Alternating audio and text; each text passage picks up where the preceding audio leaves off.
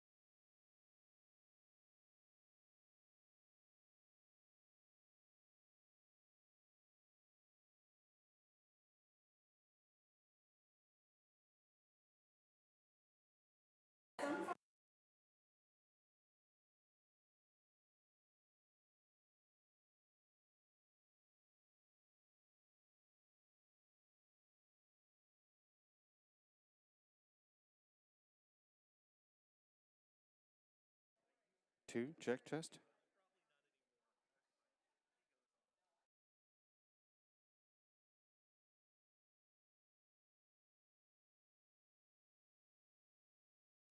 Yeah. Yes, I'll define skilled when we get there, but it's. It's on and it's ready and it's muted. Oh, okay, If perfect. you need it, you have it. But this is working, right? Okay. Let's see. All right. Okay. Everybody say hi, Will. Just if you're right in the front, you might as well. Okay, we're going to get started. So, welcome to all of you. If you're in this room, it means you are planning to go on our mission trip to be a part of the work team. If you're watching at home, wherever you are, I know several people were out of town today, so we've got some folks watching at home. The purpose of today's meeting is, I'm just assuming you've never been before, even though I know some of you have been before, but it's just to give you some overview of what we're going to be doing, where we're going, what you need to bring, what you need to not bring, all of that sort of stuff. So that's the purpose of today. And I'm going to go ahead and start us with a word of prayer, actually. So let's be in prayer. God, I thank you for each person here, each person that's watching at home, and all 40 of the people that have said yes to being part of this work team that are going to go down and build 2 homes for 2 families. Bless our time together today. Bless those families as we prepare to go serve them. Amen. So, we are going down to build a house, and the house will look very much like this. It could be pink. It will have Linda on top, that's right. And Ann, I think that's Linda and Ann up there, right? It probably won't have Ann on top. I don't know. She didn't go up there last year. But the paint may be different, but the house will look like this. And we're going to be building 2 of those. 2 different teams will do that, so you'll be on one team and you will build a house there. And we're building them for 2 families that we get connected with through Yugo Ministries. So that's the group that we utilize. They make this process super easy. And we did get our families, so I want to introduce them to you. And I want to let you know, if you haven't been with us before, they give us the family stories, and it is a very different world. Part of the experience we have of going down there is you're experiencing a different way of life and different kinds of challenges that people have. So both of these families are coming from the ministry of Susan Facino, who we worked with on our very first year here at St. Andrews. Normally they come from pastors and churches. She runs a physical therapy ministry and works with families and offers free physical therapy when they have, usually with children that are in need. So I think our first year, a little girl had cerebral palsy at the house, and both of these children have some challenges, and that's how we've gotten connected with them. So the first family is the Clavio Ramirez family. Bernardo and Julissa are the mom and dad, and they have Lorenzo and Diego, who are 5 and 2. And Bernardo was born in Veracruz, grew up with 2 siblings. When he was a small child, he lost his dad and started working jobs while he was in elementary school. 8 years ago, he decided to move to Ensenada, which is where he met Julissa, and they've been together for 6 years. He works as a mechanic, and he earns 3,000 pesos weekly, which currently is about $174 a week. And I always find when we get those earnings and we put those in US dollars, it's a very different experience than we have. Julissa was born in Ensenada, grew up with her parents and 3 siblings. Her parents were field workers. They now have 2 children, and she occasionally works in the field but spends most of her time taking care of the kids. They currently are living in Julissa's mother's home. They were living there. Then her brother lent them a motorhome, and that's where they're living now, in this motorhome that is behind them. Over a year ago, their oldest son, Lorenzo, broke his arm and was given a medication that caused complications.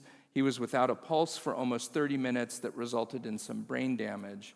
It has been a hard recovery, but he is almost completely recovered, according to Susan and her ministry. But they are living one day at a time and asked for support and a house. Each family has to purchase the land. So they have bought the land, and then we are going to build the house on the land. So that's the first family. The second family is the Escalante Dominguez family, which is Josu and Mariela, and then Genesis Sarai, which is a great biblical name.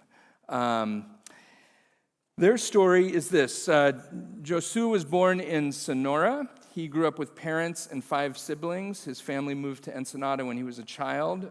They didn't have any family there. He was born with a cleft palate and has had his last surgery recently. Dropped out of high school, met his partner when he was 17. He now works in the field and earns about 2,000 pesos weekly, or about $117. She was born in Ensenada. Her family's from Oaxaca. She had a brother. They were raised by her parents, worked in the field. She left school and moved when she was 14. So she went to school through 14 years. They are staying at home right now. When she got pregnant, they gave birth early, and their baby was born with hydrocephalus. And so the baby's been in and out of the hospital multiple times. They're currently living in a small room at Josu's mother, but it's not in good condition, and the baby needs a dry and warm place to live. They have paid for their land and are asking for a home. So these are the 2 families we've been paired with that we're going to be going to serve. You are literally going to offer something that will change their lives and make their lives a little bit easier in a very difficult situation. So I have a lot of information. I'm going to share it. If you have a question in the middle, just raise your hand and ask me. But I'll just try and get through all this, and then we can ask questions at the end. So what are we doing? We are going to go down to Ensenada. There's our little map. You got Tijuana there at the border, and Ensenada's about 2.5, 3 hours down. And we do this through Yugo Ministry. They provide everything. They have been doing this for, I think, 25, 30 plus years. So they provide all of the things that we'll need: dorms for us to sleep in, food for us to eat, the supplies. I mean, they supply it. We've paid for it, but they supply it, and it's all there. And we will be their guests for the week. We'll be staying at their dorms, their campus there. This is our group from last year. Yeah, that's our group from last year at the end of the week. That's the campus behind. It on the inside, courtyard area, there's where we eat. It's got a great place to hang out. I need to get an updated food picture for next year because this is from a long, long time ago. But the food is amazing there. These are somewhat like the dorms you will stay in. All the dorm rooms are a little different, but they all have twin beds on them and bunks. Some bunks as high as 3. Who was on the triple bunk last year? Yeah, all the way at the top. So if you're adventurous, you can stay on a triple bunk. This is the coffee shop. So when we're there on campus, you can get coffee and snacks, and they have T-shirts and all sorts of stuff. There's a new T-shirt this year we saw that someone got that says, "I'm on the paint team," for those that really like doing the painting. So, yes, there's the "I'm only here for the tacos." That was their new one last year. So they have a chapel. We'll be doing worship. I'll talk about that in a little bit as well. So that gives you an idea, at least, of where we are going. We'll meet at church on Thursday, February 15th at 10:30, and our plan then is to head out from here by 11. So 10:30 is to load everything up. We will drive down to just before the border, actually the second exit right before the San Ysidro border. We'll stop there, we'll grab lunch, we'll get last-minute gas for a little bit, and then we will cross the border in caravans of 3. So how many have been over to Mexico before? And how many is this your first time going across the border? Okay. So crossing the border in is relatively simple. We'll follow along. We'll get pulled over. They'll take a look at our cars. We have not had this happen since we've been here, but I always mention this every year because this can happen. If you have a truck, like my truck usually has stuff in the back of it, if it's all covered up, sometimes they will pull the truck over and they will x-ray it. And if that happens, your caravan of 3, you can just pull over to the side, and I'll talk with our drivers a little later, and just wait for us. You get x-rayed, then they get us on our way. So most of the time, we've just been able to drive through the last few years, but in case we get pulled over, you just always wait with your caravan. From there, we'll go around the city of Tijuana. We are not going to drive through Tijuana. We're going to go around, take the beautiful scenic drive down the ocean. We'll go through some toll roads, and it will take us about 2.5 to 3 hours, and we should arrive in Ensenada around 3:30. I showed you where we're staying. If you haven't been down before and you have questions about safety, let me tell you, not only is it a beautiful campus, it is a safe campus. They have a security guard there at all times. We're in the middle of a neighborhood. If you are driving your car will be locked up at night, and there's a 24-hour security guard watching that. The buildings are safe. The area is safe. When you get there, sometimes if you haven't been to Mexico before, you're kind of a little nervous. You will feel comfortable once you get there. Can the rest of you vouch for that have been there? It's a beautiful place. And so we'll be staying on that campus.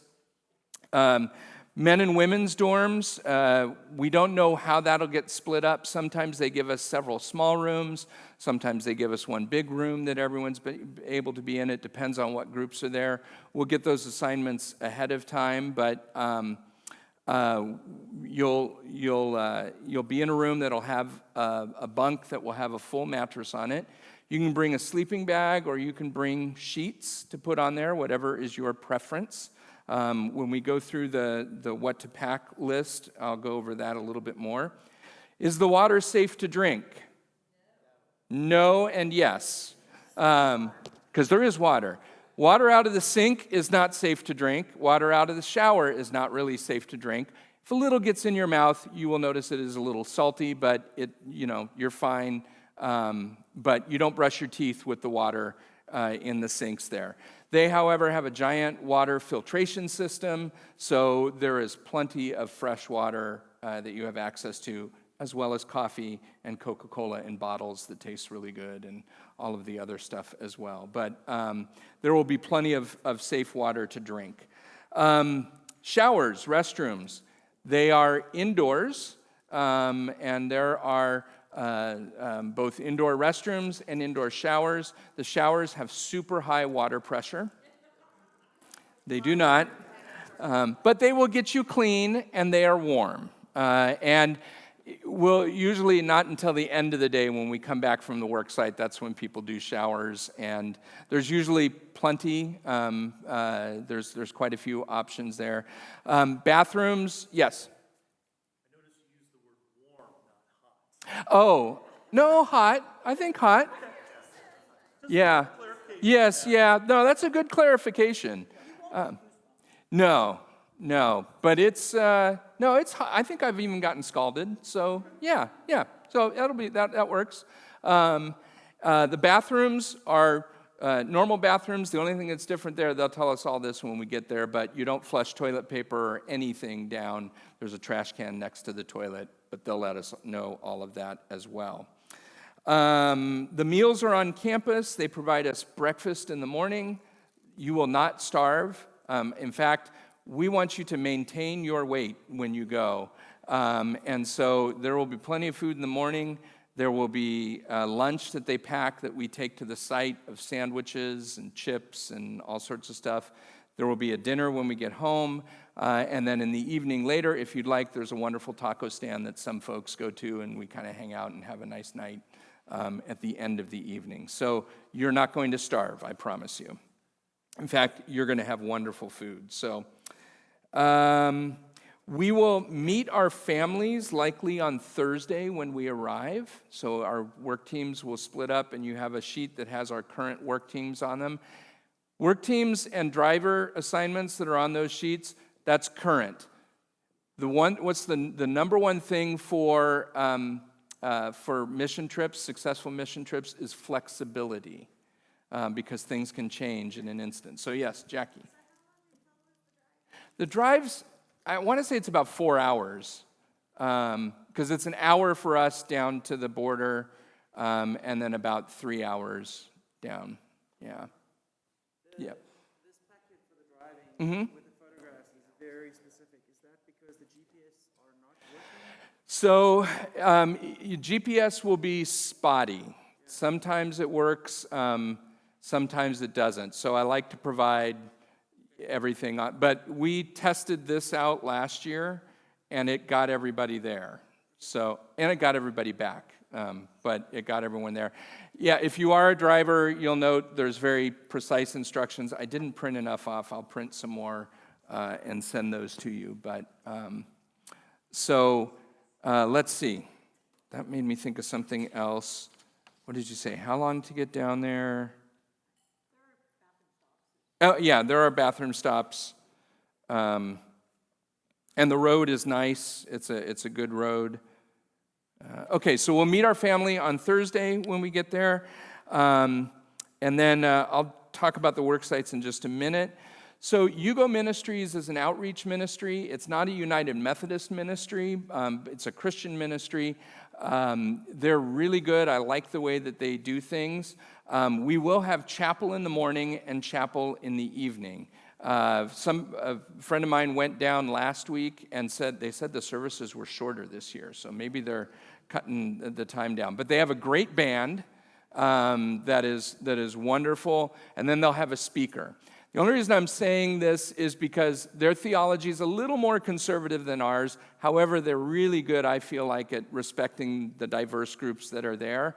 But we will have all sorts of different religious Christian groups there, and some worship different than others.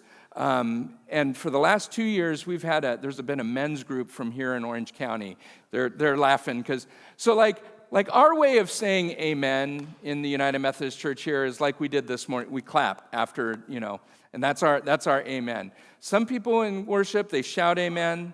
Some will, yes, there's a lot of hand raising, and these guys they love the Lord. So I'm only telling you that just so you know, everybody worships different, and it may be different. They may not be back this year, I don't know, but it's really good. It's good worship. It's just a little different. So, all right, work sites. So yes. So there will be R40. There will be, there could be anywhere up to another, 3 or 4 groups. Some groups bring one team, some bring multiple teams. It's a big campus. So the building I showed you is one building, and across the street is a whole other building of dorms. This men's group they usually have about 20, 25 guys, I think. And then there will be groups coming in and going out. We do the 3-day weekend, but a lot of groups do a whole week build, and so, usually when we're coming in, or when we're going out, there's another group coming in and vice versa, so, but it's big, and there's usually plenty of space, so. So what does a work day look like? Just to give you, our work sites are usually anywhere from 15 to 30 minutes away. So we'll be driving to them. This year, I think our sites we were really lucky last year they were across the street. This year, I think we're gonna have to drive a little bit to get there. There are roads, but I use that term loosely. There's a main road, that all works really well, but then when we get into these little communities, it can be bumpy, and we can be going up and down and all of that sort of stuff, but we will be led by a construction supervisor. So every work site will have a construction supervisor. Now, sometimes you request construction supervisors. We had one request us this year when they found out we were coming back. So Sammy wants us back. So we're hopefully we'll see if that works out. They can't ever promise, but So anyway, so there will be a construction supervisor that goes with us. They have all the tools. We'll follow them to the site, and then the next day they'll go, so you know how to get there, right? And we all get there, no problem. Yes? They have everything you need. However, I always recommend it's good to bring some tools.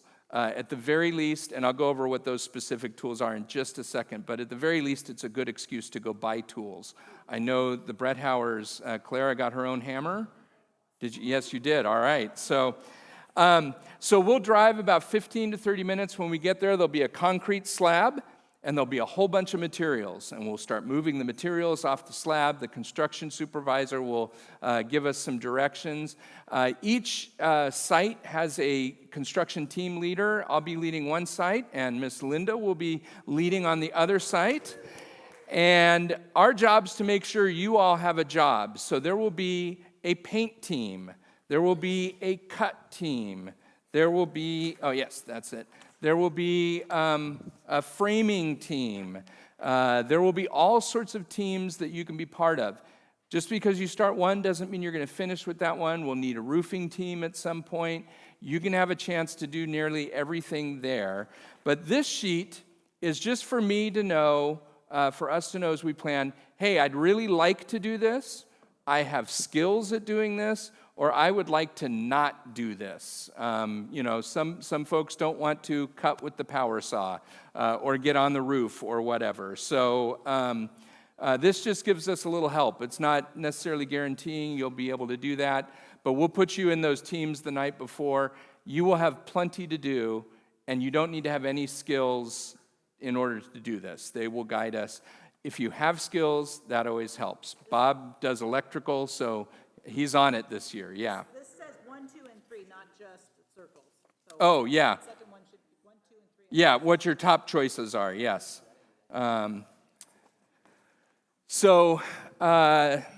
Let's see. Our work teams will have food we'll take to the site. Our families, may work with us. Sometimes they don't. Last year, the family was there the whole time on our site. I don't know how it was at the other site. Very often they work with us. The children are there. But sometimes they have to work and we're not there. So it all depends. And sometimes there are neighborhood kids that come by. And sometimes there are people that come by and sell things. And yeah. So it's a community experience. Our job is to build a house, but our job is also to build relationships. I'm certain, I want to go back and see the house we built last year and go check in with those families. So we'll be able to do that. You're building a relationship with them, and it really does make a difference. So it's about the work, but it's more than that as well. Also, we are generally building the homes that they have. They have a very specific way these homes go together. There's little flares we can add here and there, but it comes down to the construction supervisor, what they authorize. Sometimes we've moved a window, but we're really building it to their scope, which in Mexico is different than the United States. There's not going to be an inspector coming around afterwards to check our work. We're building them a home, and so we build the home that they ask us to build. Tools. Let me go over what you might want to bring, and Linda maybe even has some demonstration here of some of those items. This is what I think it's helpful to bring. A good pair of work gloves, because, do you have gloves? Oh, they're in your car, okay. So just a good set of work gloves. You can get them at Lowe's, Home Depot, any of those. That's good to have because you're going to carry a bunch of wood and things, keeps splinters out. A tool belt, a simple tool belt like this. That's even a pretty fancy tool belt. But that's handy to have because you're going to want a place to put your hammer, and you're going to want a place to put your tape measure and your phone and those sorts of things. But if you also get one of those pouches from Home Depot or Lowe's, those are fine too because you want a place to put nails, because when you're nailing siding, you just want all those nails right there. In fact, she's got nails she's bringing back. Recycle. That's good. A hammer, a good hammer. You're going to be swinging a hammer. And so you might want to go and check out a good hammer. What kind did you get? Did you get the kind with the magnetic thing? A framing hammer, yes. Titanium? Yeah. Oh, yeah. I think the church is perhaps investing in a framing gun this year because that makes it a little easier. But a good hammer. However, they have got tons of hammers there. So if you don't really want to get a hammer, they have plenty of good framing hammers there. It's good to have a tape measure, construction pencils. Yeah, the thicker yellow kind. And a utility knife. I didn't bring my utility knife either, but one of those good ones that pops open, that's good to have. Again, if you don't have it, it's not the end of the world. But if you like tools, like I'm guessing you have all this stuff already. So, it's what you're comfortable with. On the work site, though, you do need to have a water bottle, some kind of water bottle that you don't mind getting paint on or stain on or any of that kind of stuff. So I wouldn't bring your Stanley. Yeah.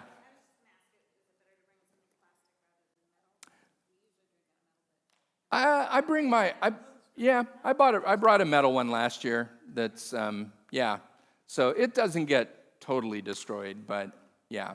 And we'll have a big jug of water there. Sunscreen, just in case. Hand sanitizer, and a hat. Definitely want a hat. It can get hot out there. And then if you have folding sawhorses, we can use as many sawhorses as we can take because they really make the work good. We've bought a few for here at the church, but they become our tables. They become our lunch table. They become our painting places. And yeah. About the tools, don't bring anything you're strongly attached to. Yes. Because we've got like more hammers than we had when we went down. Things get borrowed and they may get tossed in a truck, except framing guns. Did not let Yeah. Yes, any questions about the work site? Yes, okay. So the work site may have a bathroom, it may not have a bathroom. And if it has a bathroom, that could be a number of different things, from a literal outhouse over a hole to a porta potty. We did have an indoor one the first time, but most of these houses do not have running water. They have a large water container that water gets delivered to them. There will be electricity accessible, but it may be our generator. So there's not going to be a place necessarily to charge your phone on the work site. There will be a place to charge at the dorms. There's plenty there. And when I go through our list for that, I'll let you know what. We drive our cars to the sites. And the people you drive down with may not be the people you're driving to the site with, but we've got enough space in all those cars to get there. So the bathroom, you might want to bring some toilet paper, you might want to bring some wipes. We can't promise what it's going to be like. I know I think both of the houses were providing a bathroom for, they'll deliver an outhouse that we'll paint and that'll get put over a hole. So, but it won't be ready to use. We're going to be making it. Anything else about the sites? They can be way off the beaten path too, but we'll have all of our stuff with us. All right, what to bring? This is your packing list. What is the single most important thing to bring? Your passport. The single most important thing to bring is? Because we want to bring you home. They're not going to check it when you go in. No problem there. You can get in. It's just getting back out. When we get there, if you don't want to hold on to your passport, you can give it to me. We'll put it in a bag. They will put it in a safe there at Yugo. If you want to hold on to it, that's fine too. Either way, it's up to you. So here's what you need to bring packing-wise. So a sleeping bag or bedding for twin mattresses, a pillow, chargers for whatever devices you need charging for, and then coupled with that, you're going to want to bring an extension cord and probably a power strip, because I can't tell you where the outlet is going to be in relation to your bed. So, does anyone have the packing list? Did that get handed out? Thank you so much. Oh, there we go. Sorry. Everybody have one? Those online don't have one, but I'm going to email it out this week. I'm going to email all these forms. So sleeping bag, pillow, chargers, extension cords so that you can get access to it. If you think snoring bothers you, you might want to bring some earplugs, your toiletries, personal medical items, a towel. You might want to bring 2 towels, just so you can have a dry one and one that's drying. Clothes, work clothes, these are going to get dirty. We just keep our work clothes year after year, and we wash them, but we keep them year after year. They just acquire paint and houses on them. You're not going to worry about staying clean after you've been there for a few hours. Work shoes, closed-toed, definitely. Whatever you are comfortable with. If it's tennis shoes, you don't mind getting dirty. I have a pair of work boots with steel toe things that I got at Walmart, but some kind of closed-toed shoe. Clothing for warm, cold, and potentially wet weather. If it's raining, we may and will likely still be working in the rain. I've painted in the rain. I know that seems strange, but we're building a house in 3 days, and they want to get that done. So just for wet weather, but hopefully we won't have to deal with that. And then some clothing to wear on campus after the workday. It's fairly casual, jeans, t-shirt, shorts, t-shirt, whatever you are comfortable in on campus. And then extras to bring, you want to probably have some cash, $50, $100 or so. The campus has a coffee shop that you can purchase things at. I don't think they take I don't think they swipe anything there now. I mean, they add every year, but money for the taco stand, if we go to the taco stand, the exchange rate right now is 17 pesos per dollar. At least that's what I looked up online. You can get a little exchange rate calculator for your phone. Credit cards and ATMs will work down there, so we're not going, to the outskirts. So if you need to buy something, there's a Walmart, there's a Home Depot, there's their version of Rite Aid, so you can get what you need if you forget something. Do debit cards work? They probably do. I don't know if I would use a debit card. Oh, somebody got a new debit card recently. The beauty of this trip is your dad's just going to pay for it all for you. You don't have to use your money, but I'm sure it would. You did? Yeah. Okay. So, yes. Actually, I've done it too to get cash, so you're right. It does work. Your cell phone will work. Most of our cell phone carriers now, it works as we go over the border. You might want to call them just to check out and see if there's extra fee or anything, but they generally work. When we get to the campus, they have pretty good Wi-Fi, so you'll be able to get on and check email or do whatever you need to do. Their Wi-Fi is pretty good. So, last thing on the what to bring list is what not to bring. Do not bring any firearms or ammunition of any kind. I know. I say this out of experience because it is a felony to bring those over. And we had one of the nicest people you could ever imagine, a wonderful youth volunteer who had been shooting the week before and had a box of .45 caliber bullets in a compartment in his truck, way away. Forgot about it completely. His truck got x-rayed. They found it. He was detained for 3 days of the weekend, and it cost about $20,000 for him to not go to jail. So this is not going to be a problem for anyone, but what we learned on that trip was, if you were shooting and you had a .22 caliber bullet in your car, that's going to cause a big problem.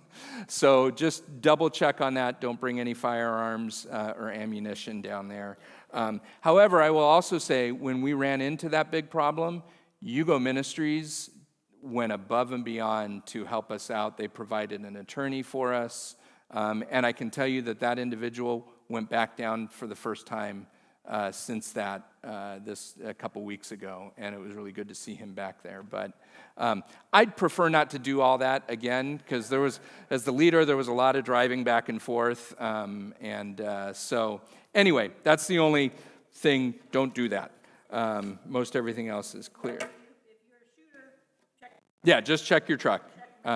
Just check, yeah. Let's see, if you forgot something you need, we'll be able to get it down there. There's nothing. If I will tell you, we have on both sites, we will have a medical professional. We have an ER doctor and an OR nurse. Are there any more descriptions on our OR nurse? Okay, all right. So that is nice to have. It is really nice to have that.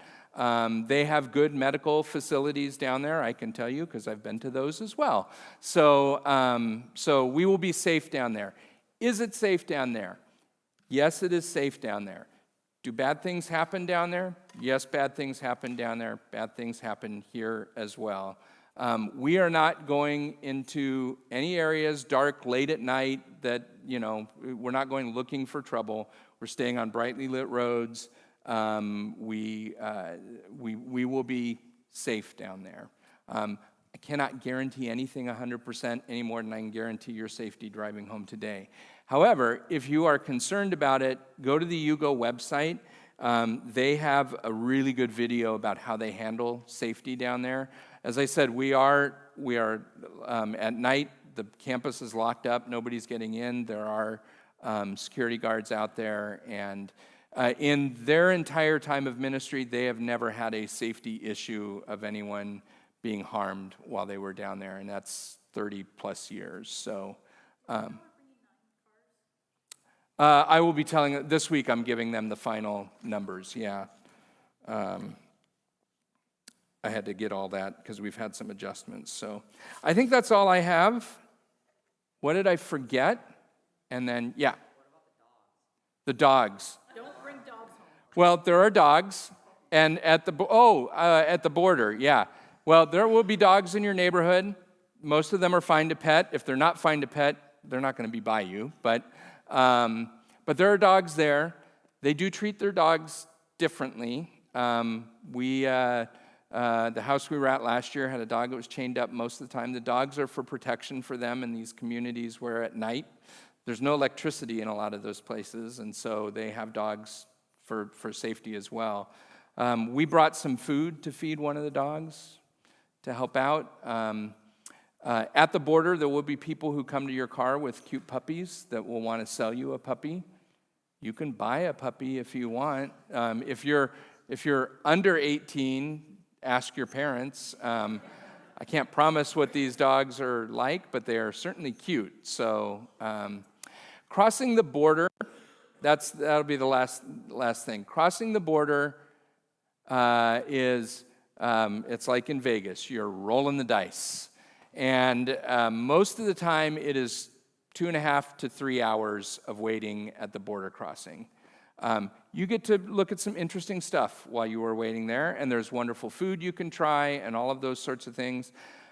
For some reason, my first year here, we had the longest border crossing I've ever had, 5 hours of sitting in the car. It was just, and it's just because for whatever reason, they closed down this lane, and it took forever.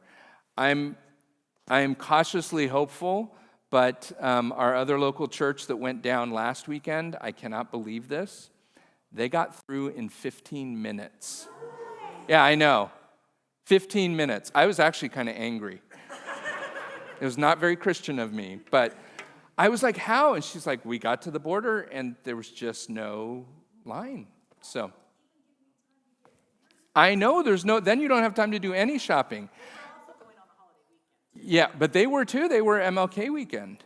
So that's strange. That's never happened because I've gone MLK weekend lots, and it's. The thing about that is, if we do have a long wait, make sure you go potty before you leave, because it's a long time to get to a potty. Yeah, and there will be a potty stop right before we get in line to do that, and then there is one there. There is a bathroom once we get to a certain point. I know one of our cars has the Sentry Pass. Is that what it's called? What's the Sentry Lane, Sentry Pass? I did ask when I went down last October, and I asked the guy at the gate, everybody in the car has to have the Sentry thing in order to get through, but I think everyone in your car is going to have. Oh, it has to be activated. Jackson and I, ours wasn't, we got the cards and we're like, okay, we're good. And then when we got up there, they're like, oh, this hasn't been activated. You have to actually go online. Yeah. So make sure it's activated. yeah, but everybody has to have it in your car. I will just be going the regular route. And I also will tell you, when I went down in October, I went to the other crossing, the Otay Mesa one. It wasn't much faster. It was maybe a little faster, but it's tricky to find. You got to be comfortable driving in the city. So I think the way we've got it, I know my signs are correct on there. It'll get you to the right place, and you will get home. So, but you just have to be patient. And again, there's great food and good things to eat. So, and good company. Oh, we have a lot of fun in the car. A lot of fun. Yeah, you get to know your folks. So, any other questions? Oh, yes, a group chat. Yeah, we'll have a group chat, and then you can have various group chats besides that. You can have the Let's Chat About the Pastor group chat. Oh, is that what's happening during church on Sunday? That's good. It's good the SPRC chair is on top of that. I like that. Drivers, if you have questions and want to stay and ask, I know we're getting to the point where more and more people have gone, so you kind of have a general idea, but if you have some questions, you can stay, and I'm happy to answer any questions you may have. The waiver. You should have got, did you get this? Oh, sorry. Oh, yeah. If you have this, yeah, one per family. This is your waiver that you aren't going to sue the church. If you've signed it, that will be great. So what time are we arriving here on February 15th? 10:30. And what do we have with us?